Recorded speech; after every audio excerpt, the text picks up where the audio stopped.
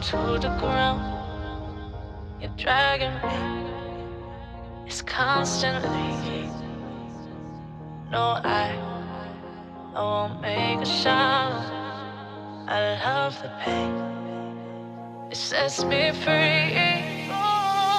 It's wrong. I can't make right. I love the bird below you said myself. Oke teman-teman, selanjutnya nih, kira-kira media ataupun sarana komunikasi juga banyak banget di Indonesia khususnya. Di antaranya ada intrapersonal, interpersonal, massa, dan juga publik. Intrapersonal, dari pikiran, dari diri kita sendiri. Sarananya, salah satunya kan kalau dari pikiran kita langsung berkomunikasi. Langsung, terus bisa juga nanti tertulis, seperti di media cetak, dan lain sebagainya. Kemudian kalau massa, kita seperti melihat seseorang, mendengarkan.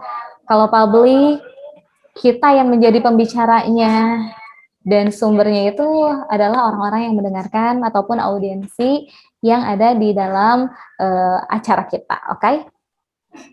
Nah, baik teman-teman semuanya, selanjutnya ini juga ternyata dalam komunikasi ini kita sering mendapatkan kendala-kendala. Salah satunya adalah bisa dari pengirim, bisa dari penerimanya. Tetapi dua-duanya ini biasanya mengalami kendala yang sama. Salah satunya ini bisa dilihat dari pengaruh perbedaan status. Maaf, mungkin dari bos ke bawahan, ini karena perbedaan status, jadi komunikasinya agak kurang tersampaikan, kurang efektif. Karena apa? Karena sungkan, takut dipecat, takut apa, sehingga komunikasinya tidak dilaksanakan dari hati. Nah, sepertinya ini bisa menjadi salah satu kendala yang memang mungkin tidak sedikit juga teman-teman mengalaminya ya. Selanjutnya nih, di antaranya kendala-kendala dalam komunikasi ini dari penyimpangan persepsi juga. Menurut kita, ternyata pada saat sampai ke penerima pesan, itu berbeda. Kalau kita berpikirnya A, kalau teman kita ataupun orang yang menerima pesan kita pemikirannya B. Nah, ini juga bisa menjadi hambatan. Ujung-ujungnya apa? Bentrok ya, untung nggak perang. Nah, selanjutnya nih buat teman-teman semuanya, ini juga bisa dari gangguan yang bersifat dari luar, kemudian saluran komunikasi yang memang buruk. Mungkin kita nih telepon atau lagi chatan gitu ya, PC-an gitu, ternyata kekirimnya itu 2 hari kemudian, jadi disangkanya itu nggak dibalas dan lain sebagainya, itu jadi hambatan juga. Tetapi bagaimana caranya biar hambatan-hambatan ini tuh bisa terkikis dan juga bisa istilahnya itu apa ya, tidak menjadi kendala di dalam kita berkomunikasi.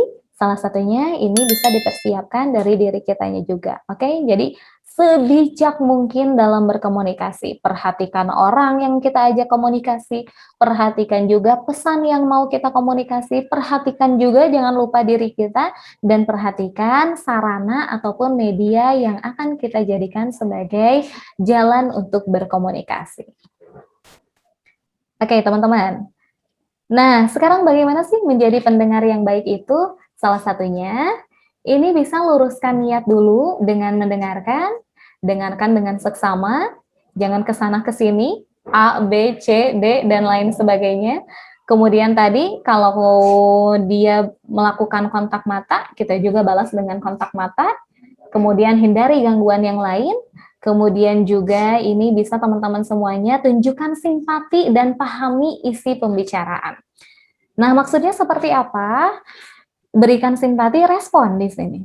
Respon itu bisa menjadi A, bisa menjadi B. Maksudnya apa? Kita contoh ada yang curhat, ada yang ngomong sesuatu, ada yang mengutarakan mungkin keresahan hatinya, tetapi kita nggak simpati-simpati amat gitu ya.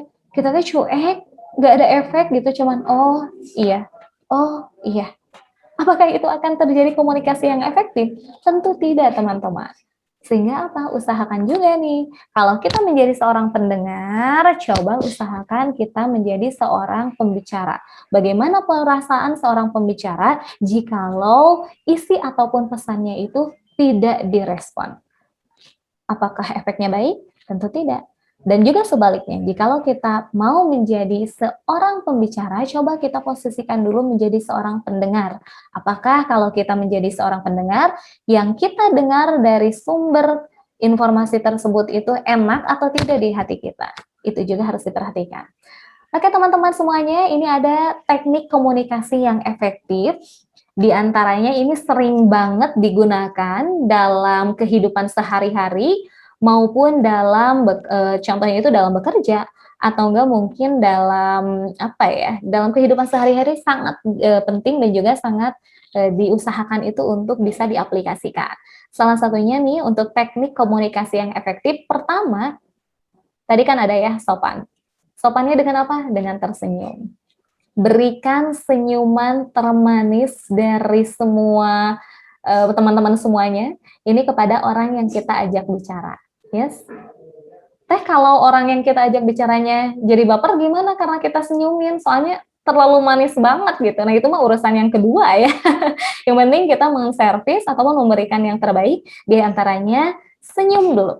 Apalagi senyum baik banget buat kesehatan loh, jadi jangan pelit-pelit untuk tersenyum. Kemudian nih dalam teknik berkomunikasi, tanyakan dulu kabar, enggak ujug-ujug gitu ya. Kalian ulangan ya. Berarti kita tanyakan dulu nih buat semuanya. Gimana nih kabarnya? Baru nanti kita lakukan bridging di dalam teknik komunikasi.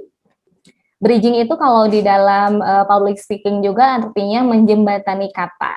Jadi kalau kita seseorang contohnya itu laki-laki mau bilang love you, nggak ujung-ujung love you kan, tetapi apa? Pakai kata-kata dulu, pakai bridging dulu, penjembatani dulu. Hai, gimana nih kabarnya? Kamu tuh baik banget ya.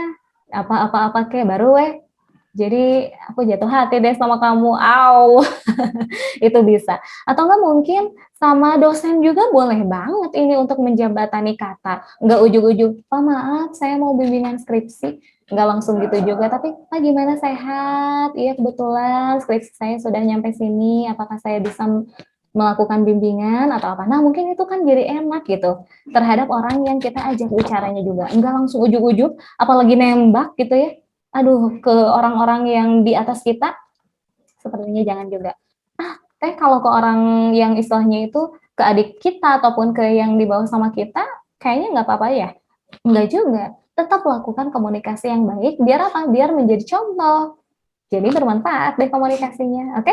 Kemudian langsung ke inti pembicaraan, dan ini nih, ini terlihat banget sifat seseorang, egois ataupun tidaknya seseorang ini dilihat juga dari apakah dia memberikan kesempatan untuk merespon apa yang jadi pembicaraan. Dia terus aja nereleng gitu ya, ngomong ke sana ke sini tanpa memberikan kesempatan untuk merespon. Itu juga sepertinya buat teman-teman yang sering melakukan ini di dalam kehidupan sehari-hari, saat kita ngobrol dan lain sebagainya, sepertinya harus agak di-skip, harus rada dievaluasi. Kenapa? Ternyata siapa tahu gitu ya, orang yang kita ajak bicara itu jadi ilfeel gitu karena kita tuh terus aja ngomong tanpa memberikan kesempatan dulu nih untuk merespon. Di sini nih teman-teman harus bijak dalam berkomunikasi. Berikan dulu kesempatan untuk merespon apa yang kita sampaikan. Baru nanti kita ajak bicara lagi, oke? Dan selanjutnya nih teman-teman semuanya, jadilah pendengar yang bijak. Dengarkan dulu, jangan dipotong-potong, apalagi nimbrung dan ujung-ujungnya sok tahu. Ini dengarkan dulu dengan bijak, baru nanti kita respon dengan baik. Yes.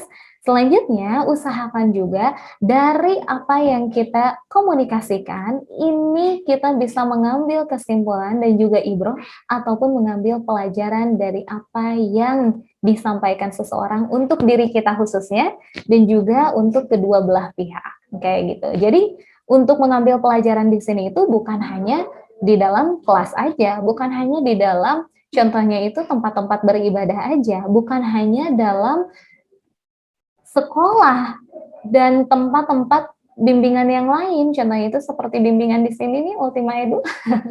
Tetapi apa? Tetapi kita juga di sini usahakan dalam berkomunikasi dengan siapapun, ini bisa mengambil pelajaran ataupun bisa menyimpulkan kira-kira apa sih baiknya untuk diri kita dan apa sih baiknya untuk dirinya yang kita ajak bicara. Oke teman-teman, jadi usahakan mulai dari sekarang, coba dalam segi kita berbicara kepada keluarga, dalam segi berbicara kepada teman, berbicara juga kepada dosen, berbicara juga kepada tetangga, apalagi nih yang sering kita lupakan, berbicara dengan semua orang ataupun semua benda dan juga alam semesta ini, coba komunikasi dengan bijak. Kalau komunikasi ke alam gimana? Yang tadi kan, salah satunya kalau komunikasi ke alam, ini diantaranya kita kan nggak buang sampah sembarangan, itu juga salah satu komunikasi, cuman apa tidak verbal, kayak gitu teman-teman. Oke, oke teman-teman, masih fokus ya teman-teman.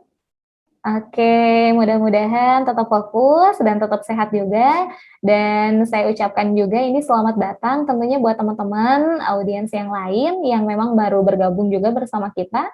Dan alhamdulillah sekarang sudah ada bukan hampir lagi ya, udah 96 orang ini yang ikut bergabung.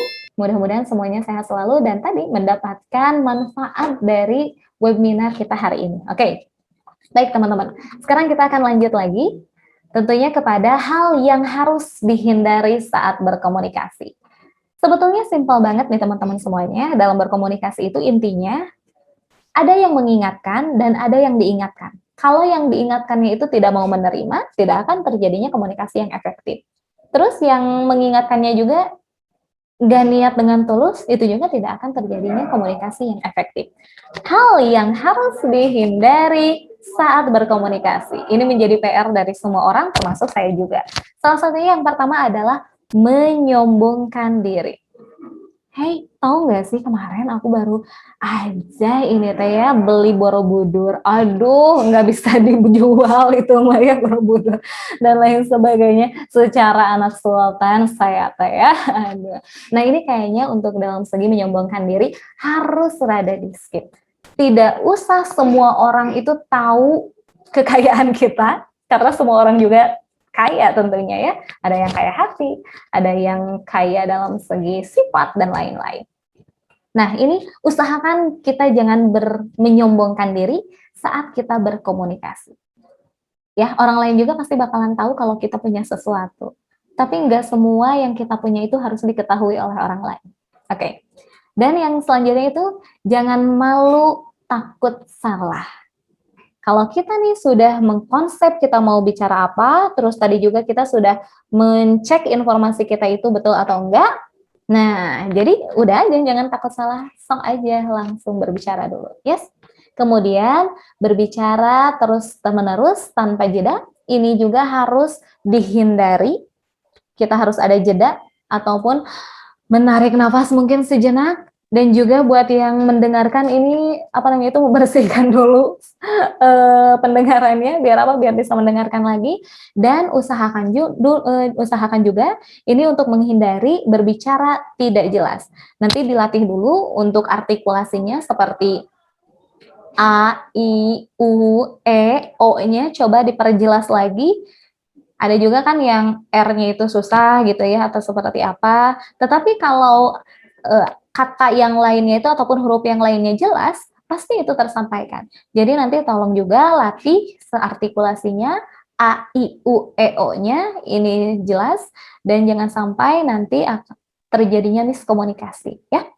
Untuk selanjutnya ini menyepelekan orang lain juga, aduh jangan banget, ini termasuk salah satu penyakit hati ya. Kita, ini mah ada orangnya gini-gini, nah enggak juga ya. Setiap orang itu punya kelebihannya masing-masing, cuma mungkin kita nggak tahu kelebihan di mereka itu seperti apa, oke? Nah, dan ini juga nih yang sekarang memang mungkin dirasakan oleh sebagian orang diantaranya menyindir sengaja ataupun tidak sengaja. Karena hati-hati nih teman-teman semuanya, sekarang banyak banget mungkin candaan ataupun hinaan yang dibalut sama candaan. Dan kita jangan termasuk orang yang ada di posisi tersebut. Oke? Kalau mungkin kita ada orang yang, apa ya, yang ngehina kita, tapi dengan candaan, maafkan aja. Udah deh biarin, nggak usah terlalu direspon ya.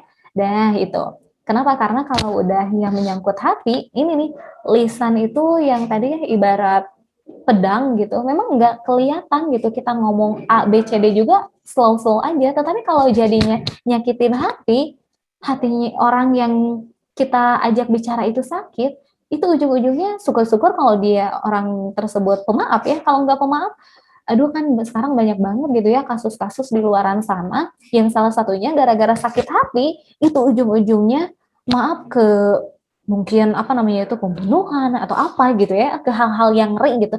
Itu padahal mungkin kalau kata orang sepele dari komunikasi, tapi ternyata di sini komunikasi sangat penting dan krusial. Oke, selanjutnya nih teman-teman semuanya, jangan membandingkan orang lain ataupun orang yang kita ajak bicara dengan berlebihan. Karena tadi, setiap orang mempunyai kelebihannya masing-masing dan kita tidak tahu kelebihannya, mungkin kita juga nggak tahu kekurangan kita seperti apa. Oke, teman-teman. Nah, teman-teman, ini ada beberapa tokoh yang saya jadikan referensi, di antaranya lidah seseorang dapat menggambarkan bagaimana hatinya. Kalau hatinya mungkin ya banyak banget apa ya namanya itu noda-noda dan lain sebagainya itu dalam menyampaikan kata-kata yang keluar dari mulutnya juga itu bisa jadi apa ya namanya itu jelek juga gitu ya, jelek dalam artian lain yes. Kemudian menjaga lisan itu seperti singa, jika kita membiarkannya lepas ia akan melukai seseorang.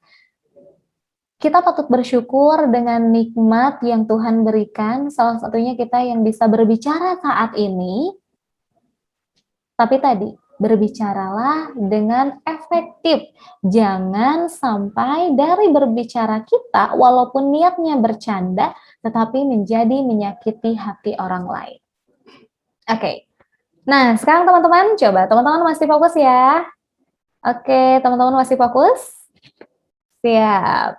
Selanjutnya kita akan praktek komunikasi. Nah, sekarang kita akan mempraktek